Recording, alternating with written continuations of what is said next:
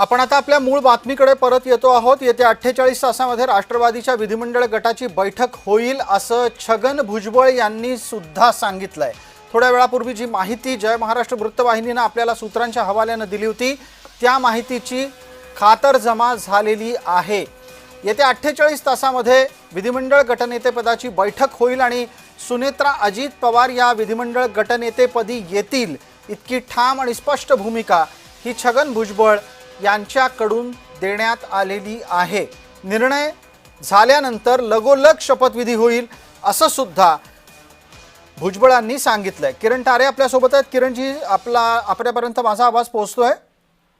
हो, येतोय आवाज जी। आता तर भुजबळांनी पण स्पष्ट केलं की येत्या 48 तासांमध्ये राष्ट्रवादीच्या विधिमंडळ गटनेतेपदाची निवड होईल। हो, नक्कीच। आपण आधी चर्चा केली त्याप्रमाणे विधिमंडळ गटनेतेपदी निवड झाल्यानंतर शपथविधी घडवून आणणं ह्या काही याला फार मोठी प्रोसेस नसते। ते अगदी काही क्षणांचं काम आहे, काही लवकरात लवकर देऊ शकतं। पण मुळात प्रश्न तुम्ही जो मुद्दा आधी उपस्थित केला की आता ही चर्चा करण्याची वेळ आहे का खरंच, म्हणजे कुटुंब संकटामध्ये असताना, दुःखामध्ये असताना आणि अजितदादांवर मनापासून प्रेम करणारे आणि त्यांचे राजकीय विरोधक देखील त्यांच्यावर प्रचंड मोठा आघात झाला असताना ही राजकारणाची चर्चा करावी का? तर मला असं वाटतं की अजित पवारांनी निर्माण केलेला एक पक्ष, त्या पक्षाचं भवितव्य काय असणार आहे, त्या पक्षाची ध्येय धोरणं पुढची काय असणार आहे, त्या पक्षाचं अस्तित्व काय असणार आहे हे ठरवण्यासाठीचा हा अत्यंत महत्वाचा काळ आहे। त्यामुळे त्या पक्षावर प्रेम करणाऱ्या, त्या पक्षाच्या समर्थकांच्या मनामध्ये काय चाललंय, अजित पवारांच्या कुटुंबाच्या मनामध्ये काय चाललंय, या सगळ्या गोष्टींची माहिती जनतेपर्यंत पोहोचवणं हे आपलं पत्रकार म्हणून काम आहे।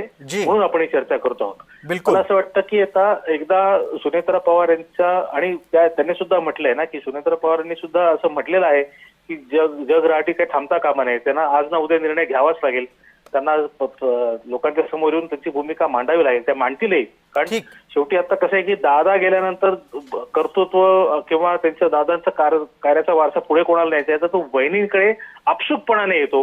त्यामुळे सगळ्या नजरा या सुनेत्रा वहिनींवर असणार आहे आणि त्यांना आता राजकारणाचा बऱ्यापैकी अनुभव आहे, त्या मॅच्युअर्ड आहेत।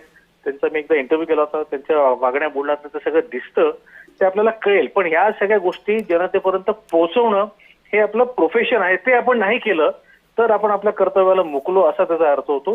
म्हणून ही चर्चा करायची।